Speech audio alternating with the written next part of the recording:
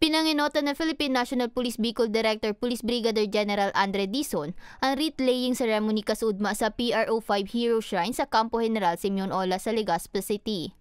Bilang pagirumdum kan PNP Bicol, sa heroismo kang 44 PNP Special Action Force Police Commandos na binawian ng buhay sa nangyaring engkwentro sa Mama Sapano 9 na taon na nakaagi.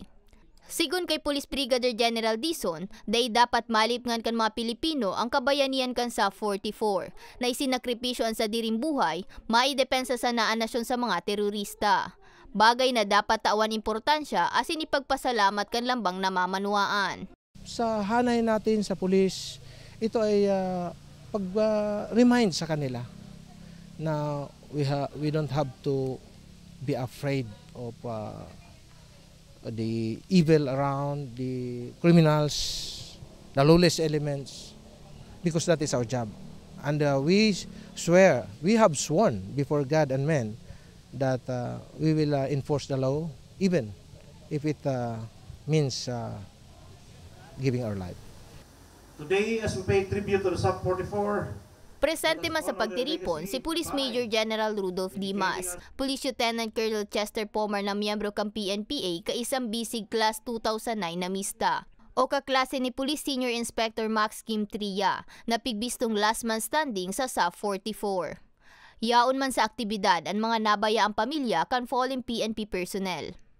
Laom ni Police Major General Dimas na maging inspirasyon asin panalmingan kan sa indang kapulisan ngunyan ang heroismo kan sa 44.